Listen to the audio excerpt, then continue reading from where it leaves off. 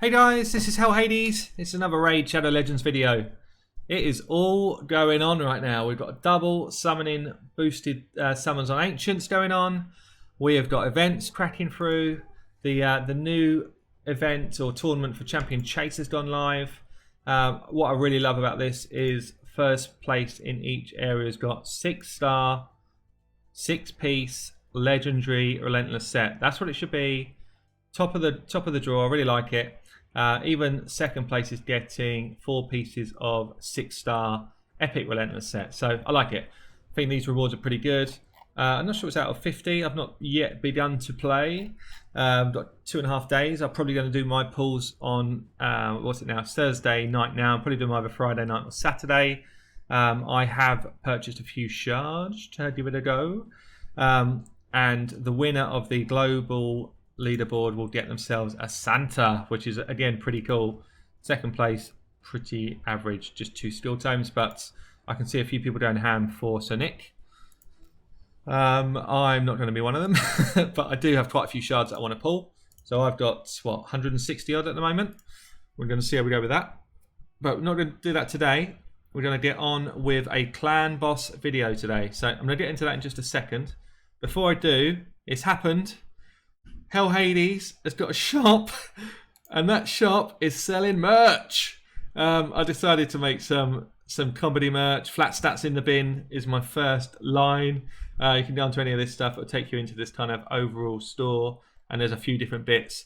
If you are interested, fill your boots. I've got my hoodie on the way. I'm looking forward to it. So yeah, I'm pretty excited about it. Could be good fun.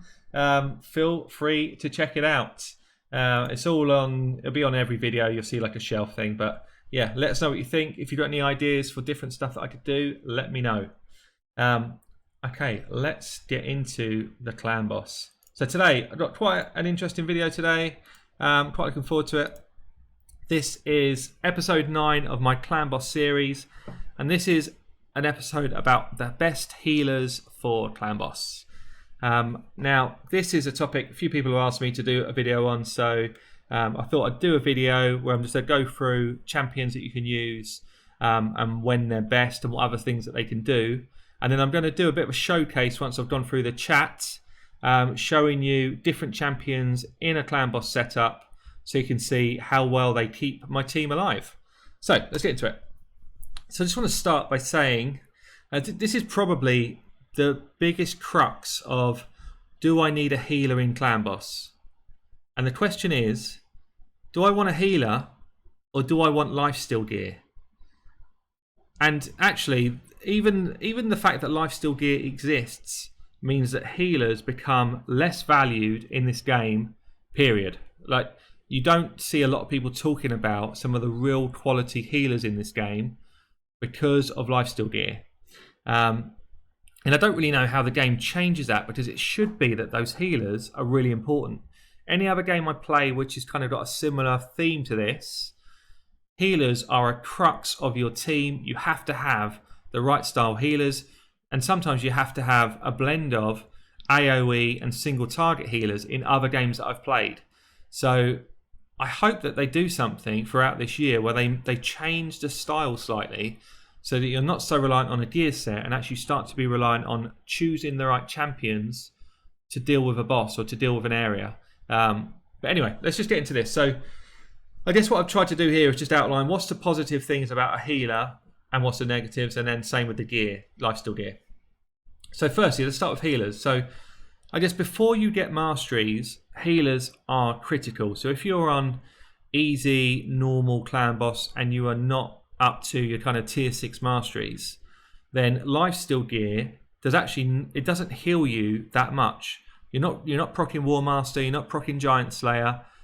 When you proc those 2 abilities, that's when lifesteal gear really kicks in and it heals you for a shed load. So before you get that gear and before you get those masteries, healers are a must. If you've got healers in your team and they're set as your healers, it actually allows you to use other gear sets. So what you'll see in a minute when I get to my runs is I am not going to be putting lifesteal gear on anybody, and you'll see that I can easily get to the accuracy I need, the speed that I want, the level of defense that I need. So it dramatically changes how I gear my champions, because I'm not reliant on lifesteal gear. And then the third kind of positive really is it's less RNG related. I'm not reliant on that critical hit. I'm not reliant on that Warmaster proc to heal me. I'm reliant on a healer who I am controlling 100%. So I'm not relying on RNG, I'm relying on my brain. If I think about the negative things about healer, so you've obviously got one person in the team there that's going to do less damage. They're not damage focused, so your damage output as a team drops. That's not always the case, by the way, and we'll go into that in a minute. And then really, for them to be a healer, they have to bring some other utility to that comp. If they're just in there as a healer, generally they score worst. And you'll see that again in a minute. So if I think about lifesteal gear then, you pretty much need tier 6 masteries to outperform a healer. It's much better on somebody that's got multi-hit A1s, because you've got more than one chance to land your Giant Slayer proc. It's stronger if you've got a counter attacker as well, because you've got more chances to lay those heals. And the negatives are, it's pretty much the opposite of what I just said. You reduce the chance to get item bonuses from other sets, and it's harder to get to those stats you want in all areas. So it's much harder to get to that defense level, that defense cap of around 4.5k if you have got lifesteal gear. So let's get into some of the champions then. So we start with rares. So what I've done here is I've just selected which champions I think are kind of coming in as a primary healer, or they've got good heal skills, good heal mechanics. I've then looked at what sort of defense have they got, so can we get them tanky? What other utility do they bring? How good is their healing? So are they actually a healer or not? What potential of damage can they bring alone? And then with them in the team, what damage can you do? What sort of ranks can we give them if they've got no books? How easy are they to book? What ranks do we give when they're booked? Where do I see them in terms of the clan boss they're fighting? And then what's their total score? So hopefully that makes sense. So if I start with Apothecary then, he's well known in the game. He's actually more of a primary speed focused champion, but he does bring a good heal. He's got a decent defense. He brings increased speed. He brings a speed buff as well. And he's got a free hit A1. So he's actually got a lot of utility. Because of that free hit A1, it means his damage potential is actually pretty strong. He's got a big single target heal, and it can crit, so that's a decent heal. And because he brings speed, he can rotate that heal very quickly. Therefore, he brings high damage potential for the team, especially if you don't have a counter-attacker. He's probably one of the best people in this game if you don't have a counter-attacker to boost your damage back up. Pretty easy to book as a rare, and he doesn't take a huge amount of books. And I've seen him right through to Ultra Nightmare, and I've seen him in some of the highest damage teams in the game. So he scores 35 points, which is a high score for a rare. We know he's good. Everyone talks about him. Some people call him Cold Heart, not me. And and he scores well. Painkeeper. So Painkeeper, I'd say his primary role is, or her, I'm not sure, is to be in the unkillable teams. Very, very low, terrible base defense, 771, which means it's really hard to get her up to that level you need for clan boss, which means that other than in an unkillable comp, she wouldn't be able to get further than hard as at best, I'd say, or maybe a bit higher, but it's so hard to keep her alive. She does bring other utility, so reduce the cooldown of skills for your teammates and fills turn meter. She's got an AoE, fairly small heal, 15%, and it's got a reasonable cooldown, so it's not amazing. And you can see some of the other stats there. I put team damage potential as S. It's probably SS really if you take just the unkillable comps into account, but we do know that there's a nerf coming for that. But at the moment, as it stands, she's got the potential to be Ultra Nightmare, and she comes in at 25 points. War Priest, I just put her in. She's kind of lagging at the bottom there. She is a healer. She's assigned healer and buffer. She's actually got a really good base defense. That's, in fact, for a healer, probably one of the highest out of all of the champions I'm going to show, which is great. It means that you can build a tanky. It means she's going to stay alive well. Our other utility, I've only given her 1 point, increase attack. It's not that strong. You'd much rather more defensive utility for your healer. She's got a small AoE heal at 10% of HP. Very low damage potential. She doesn't really boost your team damage potential by that much unless you're literally on easy clan boss, in which case she's viable. I'm not saying don't use her. If they've made this list, then they're viable, but she's not amazing. Pretty easy to book, and I'd say you can use her up to about hard before she starts to be a bit of a waste of your time. So if we get to Epochs then, Epochs, there's quite a few to look at here, and actually they're decent in very different ways. So you've got the top two, Captain Tamelia and Cardinal, probably fairly unknown. Both of them, I'd say their primary role is healer stroke buffer. They both bring increased defense. Captain Tamelia's got ally protection and a continuous heal, so pretty good. And I've put him, don't know what that is, guess it's a him, up at 29 points and can take you right through to Nightmare. Cardinal actually brings poisons and AoE revives. Cardinal's a great champion. She's probably not really on my radar that much, but really good champion. When I looked into this, great base defense, big AoE heal, good damage potential. When she's booked up, I'd give her an S, right through to Nightmare easily, potentially even Ultra Nightmare. I've not seen her used a lot, but she does bring a lot of utility. I like her. Doom Priest then. So Doom Priest is more well known. Decent base defense, got increased attack, cleanse, increased crit, and a speed aura. So brings a lot to the table. Okay base heal, but it does proc as a passive, so you're always going to get that off.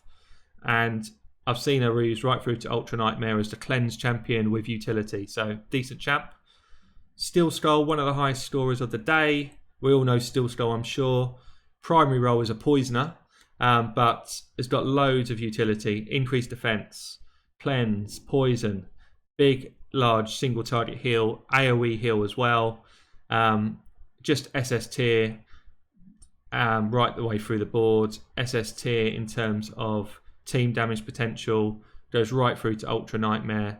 You do need to book him up. If he's not booked, then he is much weaker and takes quite a few books, but 37 points when booked. So yeah, good champion.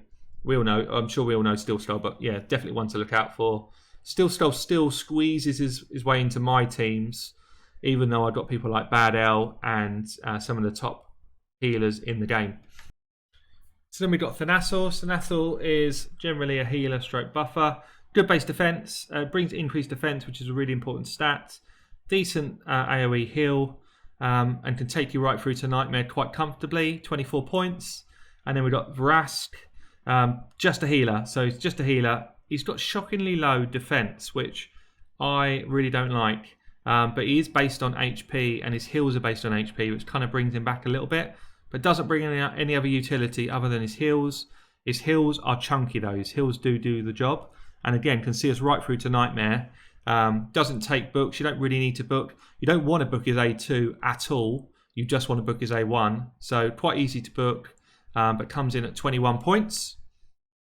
And then we've got legendaries. So I picked out the legendaries which I think are most viable in endgame at the moment. There might be some changes when we get buffs to someone like Cephalia, but at the moment just not used at all and not useful for this. So we've got Arbiter. Arbiter is primarily, I'd say, a speed champion, but it's got good base defense, brings things like AoE revive, reduces the buff on the clan boss, increases attack of your team.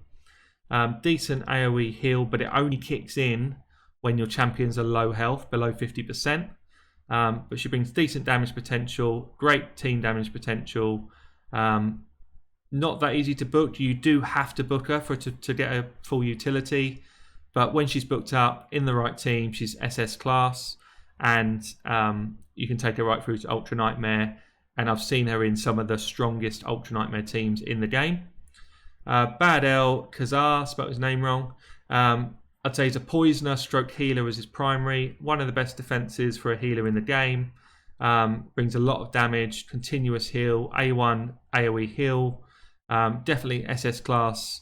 And the team he can kick out some damage with would be SS class as well.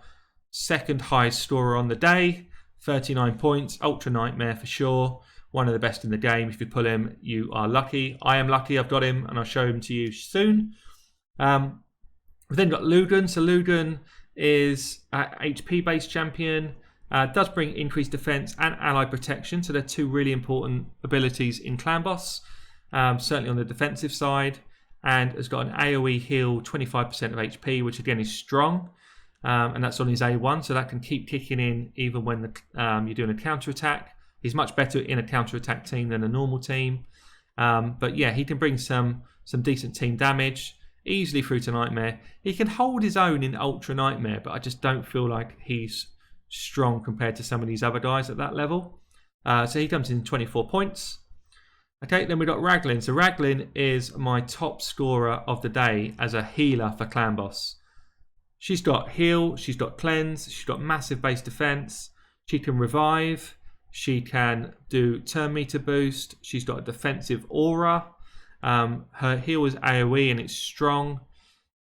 She's got a free hit A1, which makes her S-class in terms of damage potential. And she is in teams that I've seen more damage than any other teams in this game. Easily doing 50 million a key in speed teams because of Raglin. So she is not to be underestimated. I know that I've seen her as arena champ. She is a great Clan Boss champion. She does take books. She needs books to be really effective. But when she gets them, SS tier definitely. Ultra Nightmare easily, 40 points. Thank you very much. Thanks for coming. Raglin is awesome. Really want her. I'd love to pull her in this double shard summoning event. And then lastly, Warlord. So Warlord, I was kind of and ahhing, do I put him in? But you know what? He's got a big heal. He's got a big heal and he's really useful. So he's actually the only person who breaks that 1150 defense as a kind of support champion in this list. So he goes up to 5 points. He has got the debuff extender A1, which is fantastic for your team in terms of utility. He also brings a big shield along with the heal, which is insane as well. Quality of team healing, well, he got a 25% AoE heal, which is great, and that's irrelevant of what your HP pool is on, so it's probably better actually than the Arbiter heal. Okay, damage potential by himself, but he brings massive team damage potential because of his debuff extension. You do need to book him up for him to be at his full ability, but you only really want to book his A2. Doesn't really need to book anything else. So if you got lucky and just throw a couple of books in and got his A2 straight away, that's all he needs.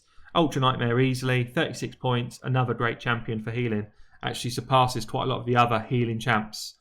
So if we see where that ranks us, yeah, we've got mostly legendaries at the top end here, but we do have Steel Skull in the mix with those legendaries. We've got Apothecary in the mix up there.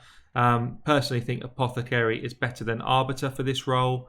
And then we've got a nice kind of selection of epics, which if you're sitting on these epics and you're struggling with Clan Boss, I'd say give them a go. Some of them are really cool. Captain Tamelia does not get enough airtime. I'm going to level up my one up soon. Same with Cardinal. I definitely want to level up my Cardinal and give her a go. But yeah, most other champs you probably might have heard of there. But really kind of, I guess, props for those two. They're the two surprise packages for me in this. And yeah, I think that's probably it for kind of the chats. So let's get into what I'm going to do to test it. Okay, so what I'm going to do now is test these champions out. So we've got a team ready and waiting to go in. I've got Jareg set up for my decreased attack champion. I've got nobody in lifesteal gear other than my counter attacker. So Jareg in decreased attack. I've got my newly promoted Marked in decreased defense. Again, no lifesteal gear. I've got her fully booked, so she's also got this increased defense buff. And I've kind of got her masteries up now into War Master, so I'm quite keen to see what she can do. That's number 2, my team. I've got Skull Crusher in as my counter attacker. He is in lifesteal gear. I think you need lifesteal gear on a Skull Crusher whether you've got a healer in your team or not, because he is going to take an absolute pounding. We've then got a Cult Brawler. Might be in the vault actually. Let's have a look. Where are you, big man? Here we go. Oh, yay. What's going on? Get out of here, Juliana. You are a waste of space. A Cult Brawler is going to be my Poisoner. So, actually, I just need to tweak a little bit of gear here because he's all over the place. What is going on? What have I put on him? He wasn't in my plans, obviously, for the last few videos. Get a bit of speed back on him. I need him to be over the 170 odd. What's this? What is this? Sorry, should have done this already. That will do. Okay, it's not too bad. Yeah, so he's going to be my poisoner for every run. 185 is a little bit low, but that's okay. Yeah, so we've got a Cult Brawler, we've got Skull Crusher, we've got Jareg, and we've got Marked. So we've got decreased attack, decreased defense, poison, counter attack, and then the 5th spot is always going to be a healer. So we're going to run through Arbiter, we're going to run through Lugan, we're going to run through Bad L, we're going to put in there people like my, who else do I have? Steel Skull. I think we've got a couple more in the vault as well. We're just going to keep doing runs, test them out. Who's going to get the max damage here out of all these different champions? I think I've got a Vrast. Yeah, I've got a Vrast to throw in there as well. So yeah, number of different champs. We're going to throw them in, try them out, and just basically show you what sort of damage each of them can do. Going to burn through a few gems to do it to get some keys, but that is the life of a YouTuber. I'm going to throw them into Ultra Nightmare. I'm sitting in my my Discord clan at the moment, Hades Minions. They're kind of down Nightmare and they're down Brutal every day. So I'm just going to run in there and do some damage on the old Ultra Nightmare. Because of the team we've got here, we're not running kind of absolute top end team. We're running a team which is decent and can kind of allow me to test. So I'm not expecting any crazy keys. If I get more than 10 million on any of these keys, I will be pretty happy. Where are you, Occult Brawler? You're making me look bad. Where's he gone? I'm sure you're all looking at him. Right, there he is. Right, okay. So, decrease attack, decrease defense, poisons for days, counter attack, and then the last spot is always going to be my healer. Arbiter's going to start. How's she going to do? Let's go. All I'm going to do, set them up, get them running, and then cut off and show you the end damage. Here we go. Okay, we've come in with a lousy 5.57 million. Arbiter only kicked out 138,000 healing throughout the whole fight, which is pretty poor. And yeah, I guess if you're not controlling Arbiter and your team are not in lifesteal gear, she is not a primary healer. That's what we're finding there. So she comes out, Bad L goes in, and let's kick it off again. Here we go. Here we go. Bad L has rocked in at 12.5 million. Done 2.4 million healing. That is more like it. That is what we want from a healer. Someone who's going to go in there and output some decent heals. Totally holding his own. Well done, Bad L. Let us check out someone else. I think it's time for another legendary who doesn't get a lot of use, Lugan. Now, I guess probably should be putting him in the lead. No, I shouldn't. It doesn't go in my lead. I thought he actually had a really cool lead aura, but it doesn't. So, wasted that. There he is. There he is. Okay. So, same setup again. Exactly the same, apart from we changed the healer. Let's see what he does. So, Lugan comes in at 5.86 million, which is pretty decent. He's done 460k healing, which is, I guess, average. He sits just above Bad L, but yeah, he's. I don't think he's going to be top of the pile. We've obviously seen better champions already. So let's go in and take him out.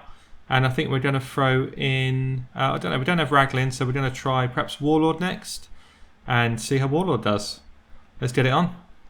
Yeah, let's get going. Here we go. So Warlord has done 11.01 million, and that's actually without masteries, which help us. So shows that his abilities are really good. We probably would have pumped out another million if he had the right masteries. 1.1 million healing, which is decent. So yeah, he's going to be up amongst the top players, I think. So that's my legendary pool done. Let's have a look now what epics I've got to jump in. So I have got, who have I got ready? Who have I got ready? Steel Skulls first. Get in there, Steel Skull. Do some work. Let's get going. Here we go. Here we go. Steel Skull rocks in at 11.38 million. Managed 413k, 414k healing. Again, which is pretty decent. So, decent damage. Obviously, he pulls in damage with his poisons. But, yeah, not too bad. Not too bad. Who we got next? Steel Skull, take a seat. And then we are going to try. Who are we going to try next? Who are we going to try? Where are you? Vrask. Me old buddy, me old pal. Vrask. Dialing you in. See what he does. Here we go. Vrask comes in at 5.91. Actually did 790k healing, so more healing than a lot of the people so far. That's pretty cool, actually. It's pretty good. The damage is not so good, but then, you know, he's not bringing any damage with him. So that's pretty much what's determining where the damage is coming from, whether the healer is also kicking out a ton of damage as well. Let's go in there with an apothecary, see what we can do here. Here we go. So where's apothecary coming in? He's got us up to 6.22 million. So the reason why we got a bit more damage than some of the others there is because he is rotating their speed quicker, therefore they're doing more damage. His healing was actually quite low, 300 odd K, 295k, because he only does single target heals. So yeah, let's do, I think I'm probably going to do one more. Let's just see what we've got. I don't know if I've got any other rares ready to go for this sort of setup. Don't think I have. Don't think I've got any strong enough. Who do I have as 50s? I've got Cardinals 50, but she's not booked or anything, so I can't really show her.